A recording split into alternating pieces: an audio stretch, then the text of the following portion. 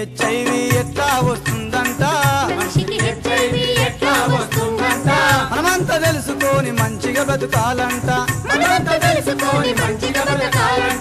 AIDS రోగమంట ఏమీ చేస్తుందంట AIDS రోగమంట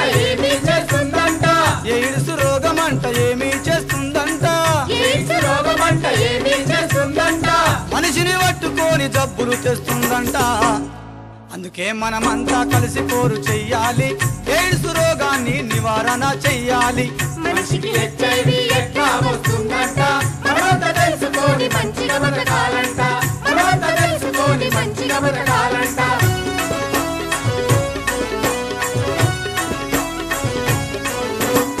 స్త్రీ పురుష సంభోగం నువ్వు పెట్టుకోకన్నా కలుషిత సూదులు తీసుకోకు మాయన్న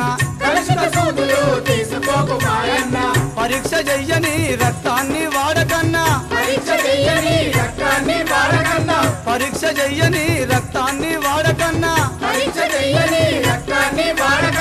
తల్లికి జబ్బుంటే పుట్ట బిడ్డ కొట్టన్నా ఎందిరో ఎల్లన్న బండగొట్టె బాలన్న అమాలి కొమురన్న అటోదోలే అంజన్న అందుకే మనమంతా కలిసి పోరు చెయ్యాలి ఎయిడ్స్ రోగాన్ని నివారణ చెయ్యాలి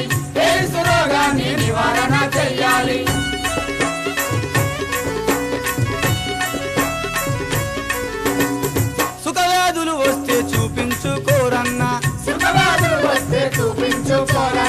మందులు ఉన్నాయి మా మాట వినుమన్నా ఈ సుఖ రోగాలే ఎయిడ్స్ కు దారన్నా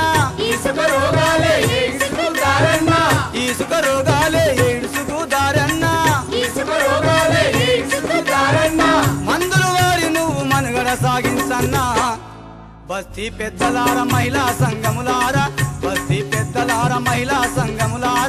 యువతి యువకులార కాలేజీ పిల్లలారా అందుకే మనమంతా కలిసి పోరు చెయ్యాలి ఎయిడ్స్ రోగాన్ని నివారణ చెయ్యాలి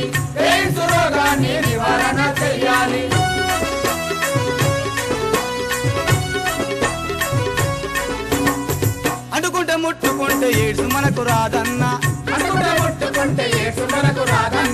కలిసి భోంచేసిన ఏమి కాదు మనకన్నా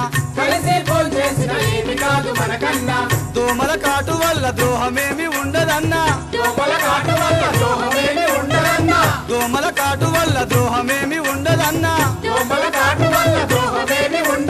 అపోహలు పెట్టుకోక ఆదరించు మాయన్న కార్మిక అన్నలార కష్టించే తమ్ములారా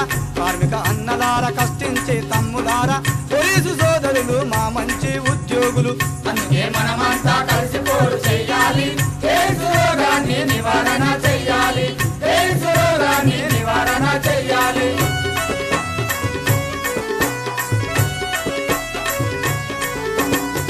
ఎయిడ్స్ వచ్చిన పిల్లలను చూడండి అమ్మా నాన్న లేని అనాథలు ఉన్నారండి బడికి వెళ్ళిన అవమానం చేయకండి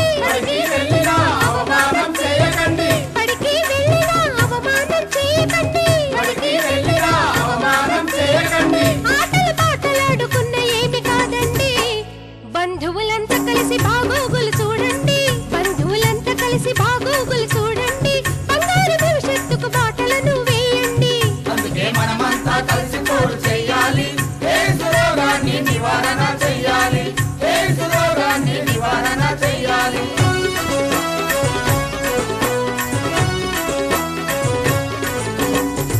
ఆరోగ్య సమస్యలు వస్తే బాధపడకండి మా యొద్దకు వస్తే సహకారం చేస్తామండి ఆత్మస్థైర్యం ఇచ్చి ఆదుకుంటాము రండి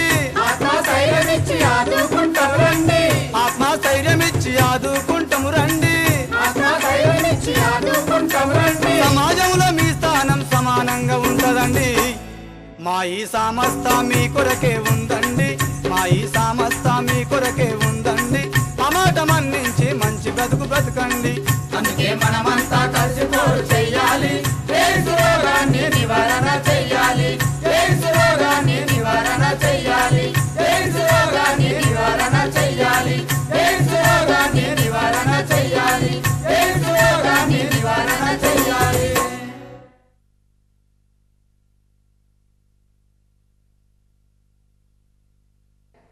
మనిషికి హెచ్ఐవి ఎట్లా వస్తుందంట, మనమంతా తెలుసుకొని మంచిగా బ్రతకాలంట.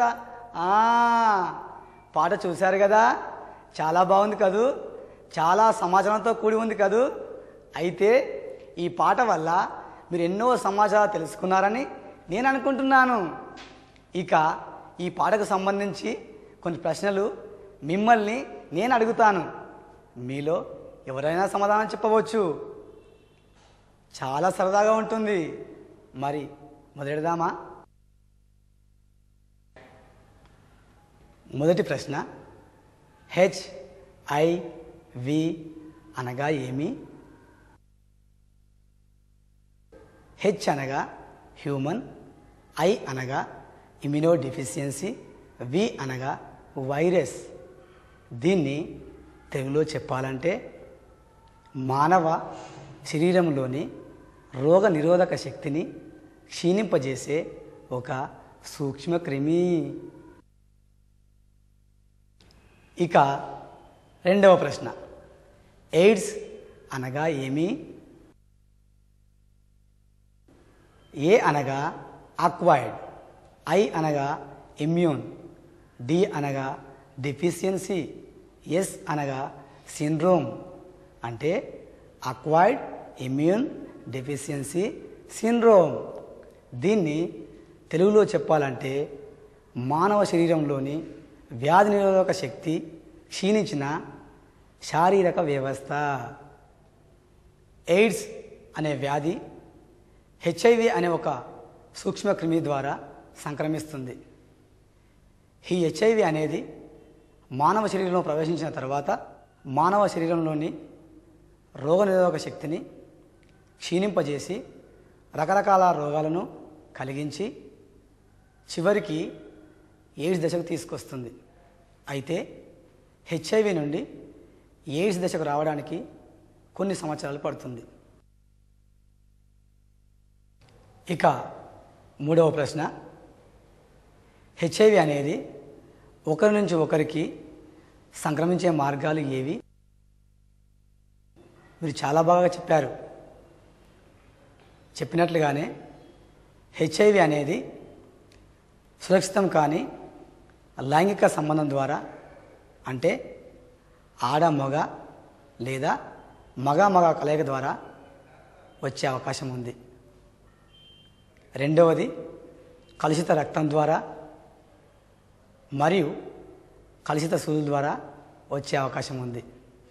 మూడవది హెచ్ఐవితో బాధపడుతున్న గర్భిణీ స్త్రీ నుంచి తనకు పుట్టబోయే శిశువు కూడా వచ్చే అవకాశం ఉంది. ఇక ఈ ప్రశ్న చూద్దాం. హెచ్ఐవి అనేది ఒకరి నుంచి మరొకరికి ఎలా సంక్రమించదు? మనం పాటలో చూసినట్లుగానే హెచ్ఐవి దోమకాటు వల్ల కానీ, కలిసి భోంచేయడం వల్ల కానీ, కలిసి పనిచేయడం వల్ల కానీ, తినే పాత్రలు వాడినా కూడా, అంటుకున్నా ముట్టుకున్నా కానీ హెచ్ఐవి అనేది సంక్రమించే అవకాశం లేనే లేదు. క్లుప్తంగా చెప్పాలంటే హెచ్ఐవి అనేది 3 ముఖ్యమైన మార్గాల ద్వారానే వేరొకరికి సంక్రమిస్తుంది. అదే అసురక్షిత లైంగిక సంబంధం ద్వారా, కలుషిత సూదుల ద్వారా, కలుషిత రక్తం ద్వారా మరియు హెచ్ఐవి సోకిన గర్భిణీ తల్లి నుండి పుట్టబోయే శిశువుకు మాత్రమే సంక్రమిస్తుంది.